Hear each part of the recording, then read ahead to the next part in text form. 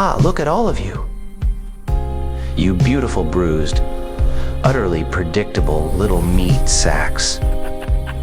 You came here expecting some dreary little self-help seminar, didn't you? How to mend the boo-boo of the soul, perhaps? No, no, no. Tonight we're not mending, we're modifying. We're taking that sickening hollow ache, that wonderful, magnificent crunch of a shattered heart, and we're strapping a turbocharger to it. The topic? Oh, it's simple, really. I took Heartbreak into how our spoiler. Oh, that moment. That exquisite, perverse instant when the tether snaps.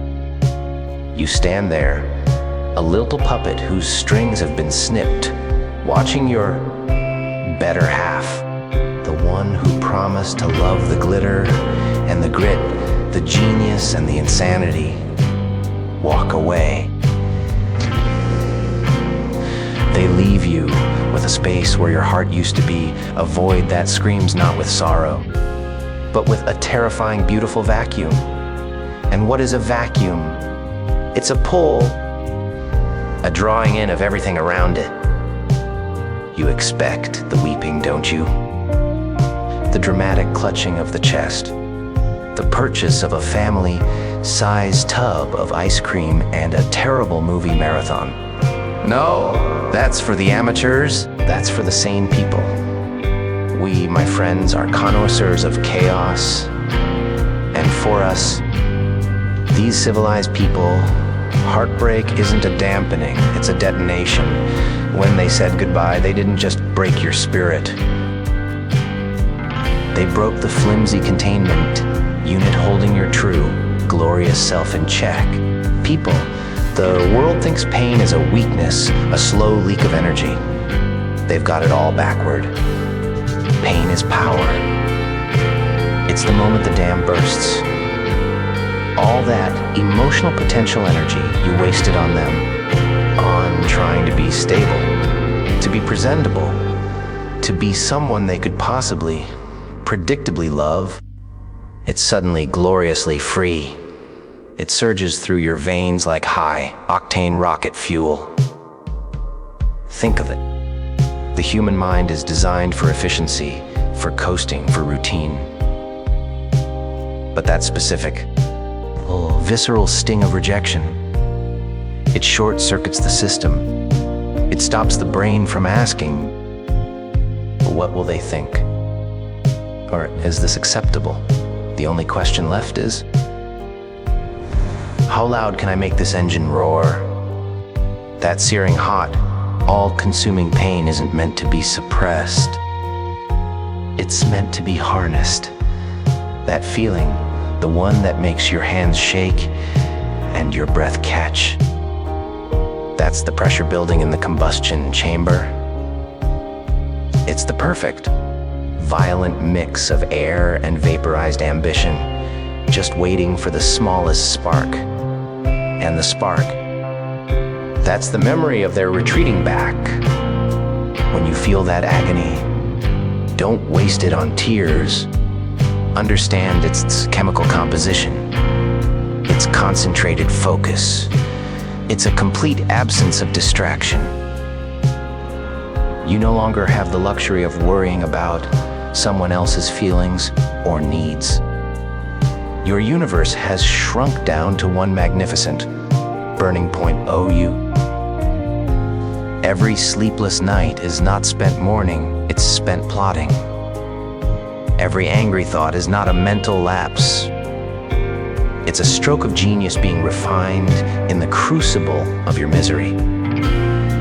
You take that volatility, that dangerous, unstable energy, and you don't bottle it up. You feed it directly to the machine. It makes your gears grind faster.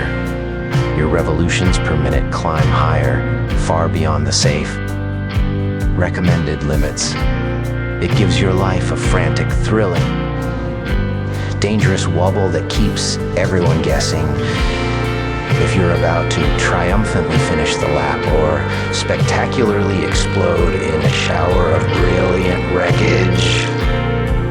And frankly, my dear, who can tell the difference? Either way, it's a hell of a show. They came to extinguish your light, but all they did was hand you the keys to the most dangerous, beautiful vehicle you will ever drive. Ah, the dissection. The glorious, messy, necessary tearing apart of the mechanism they abandoned you with. They left you this relic on the side of the road, didn't they? This smoking, seized up little contraption called a relationship. And what do the boring, sensible people do? They call the experts. They pay a man in a beige sweater to talk about closure and processing. They want to fix the damn thing, but maybe replace the gasket of mutual understanding and try to drive it again. Pathetic? When your machine stalls, you don't call a tow truck. You get the tools out and you become the mad mechanic. We start the disassembly process, and trust me, this is where the real fun begins.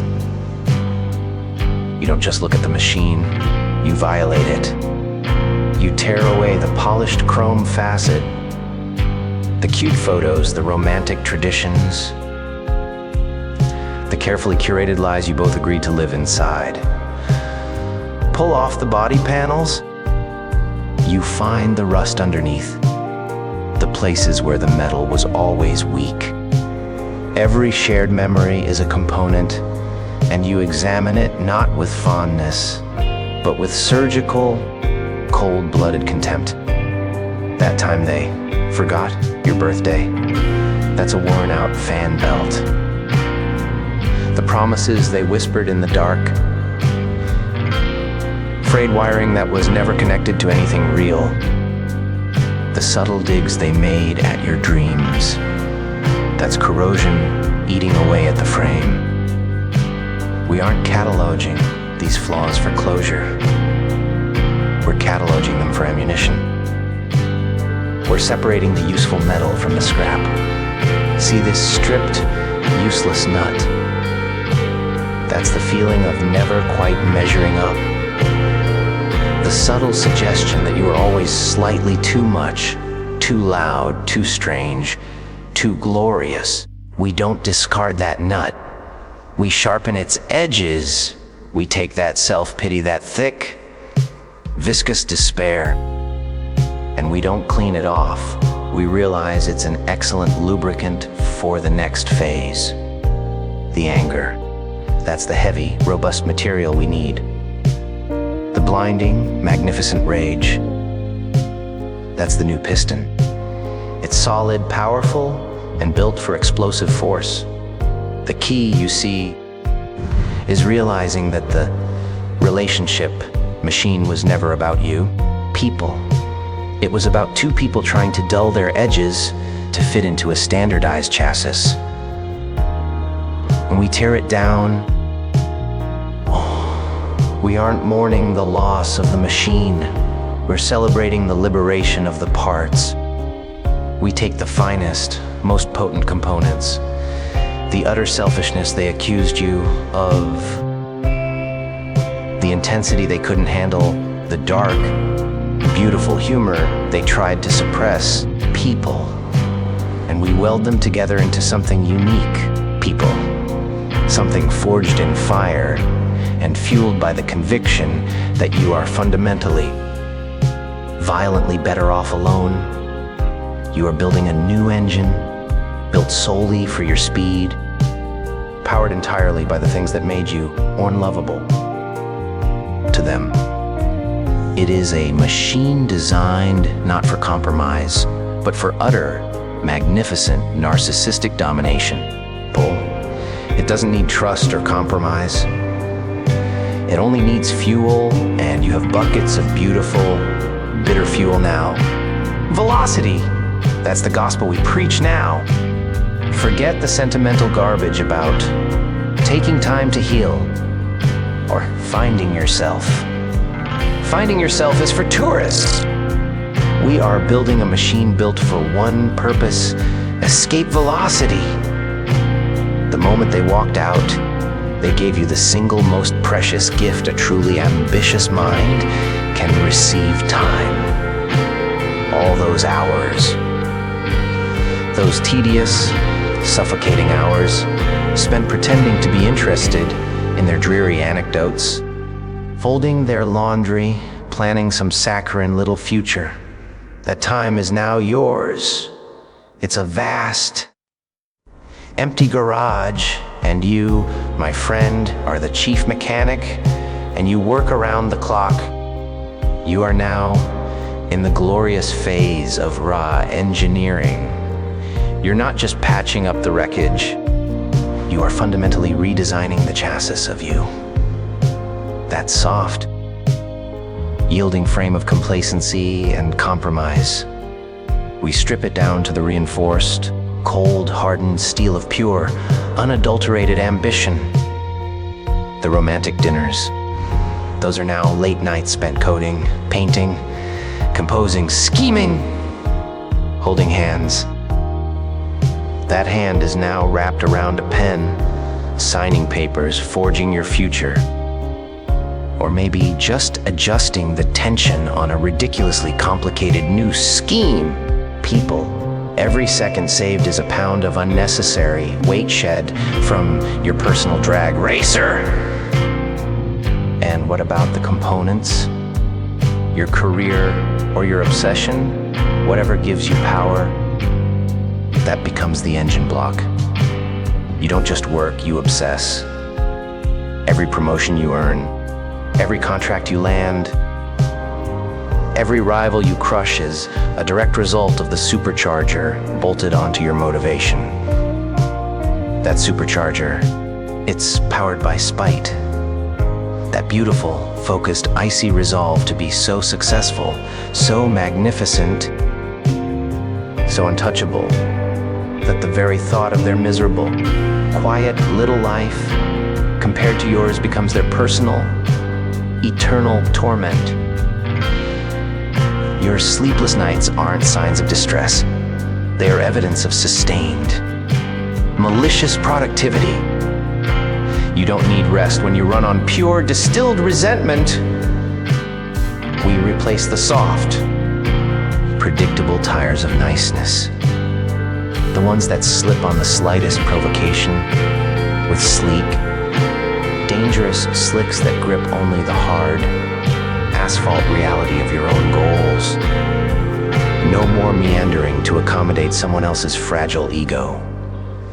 Your path is straight, narrow, and frighteningly fast. And your social life, that's not for fun anymore. That's the spoiler. It's there to manage the terrifying lift generated by your massive, rapidly accelerating ego.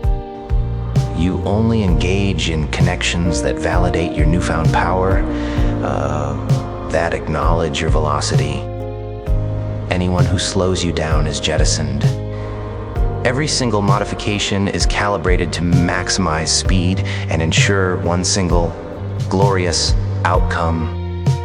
These civilized people, that they are left standing still in the dust cloud of your departure, gazing at the beautiful, rapidly receding gleam of your taillights.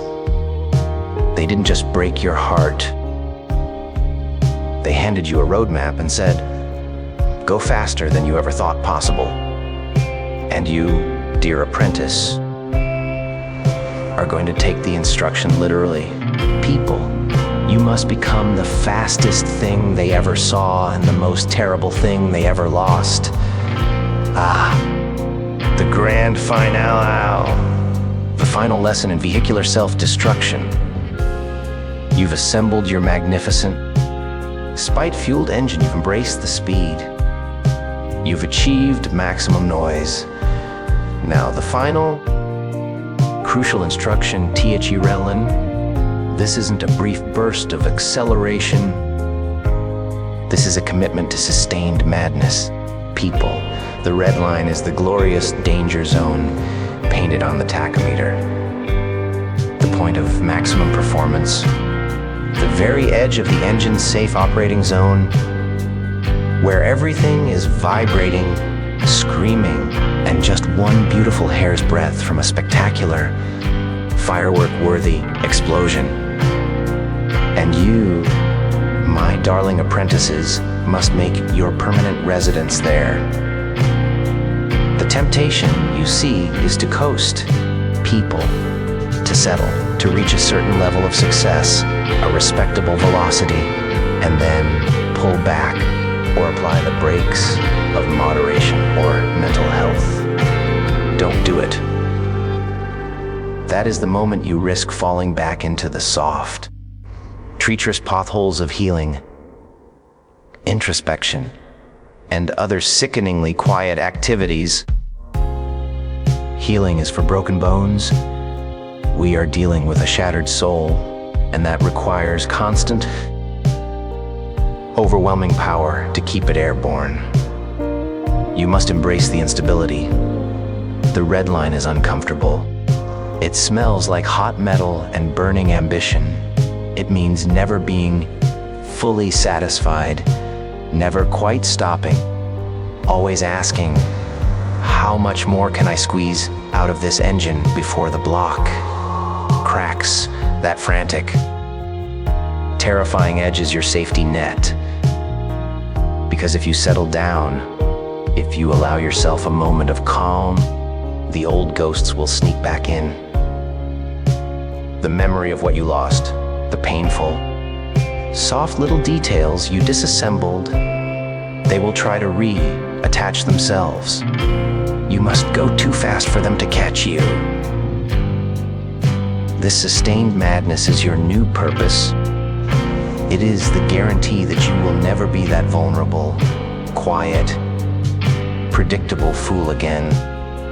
You are now the dangerous variable, people. Your entire life is an ongoing experiment in how much pressure a human being can withstand before transforming into pure, unadulterated performance art. Keep the pedal down, keep the engine hot, and when the sane world looks at you so successful, so intense, so frighteningly alive, and asks why you can't just calm down, you give them the Joker smile and tell them the truth. I can't. If I slow down, I might remember how much it hurt. So I just keep driving. Heartbreak didn't make you gentle. It just gave you an infinite tank of fuel and the perfect excuse to drive like a maniac forever. Now, go explode onto the scene. Ah, yes, the final terrifying gear. We've talked about the fuel, the dissection, the speed, the noise. But all of that is technical detail. The fifth point is the philosophical shift. It is the absolute, non-negotiable understanding of what this entire process truly means. You see, the ultimate transformation from heartbreak to horsepower is a realization that the agony was a gift.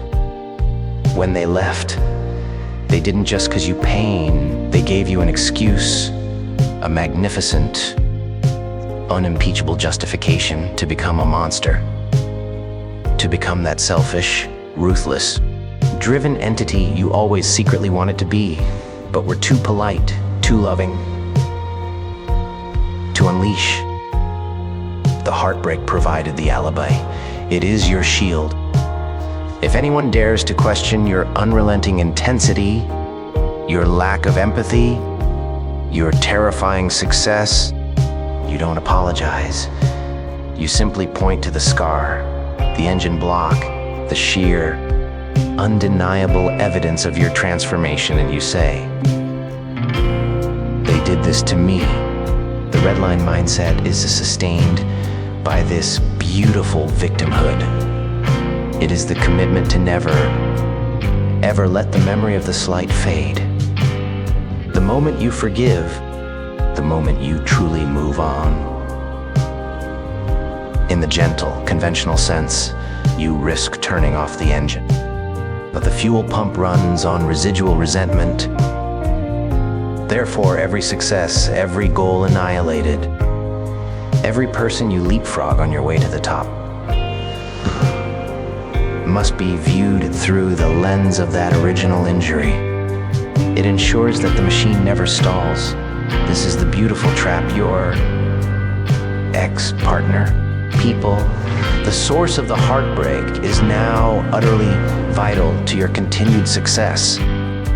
They are the spectral co-driver, forever sitting next to you, judging your performance, whispering that you're still not enough, and you, magnificent devil that you are, you floor the accelerator just to spite the ghost. You use their absence as your most potent presence. You achieve heights purely so the echo of their departure can't reach you. You are no longer driving away from them. You are driving over them. They are not the finish line. They are the starting block, and you kicked them to pieces on the takeoff. This commitment to the red line, this sustained madness is your eternal victory lap. It's the constant, these civilized people, glorious realization that they tried to destroy your life, and all they managed to do was supercharge it.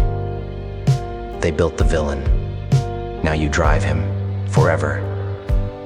And it's going to be a beautifully, wonderfully loud ride.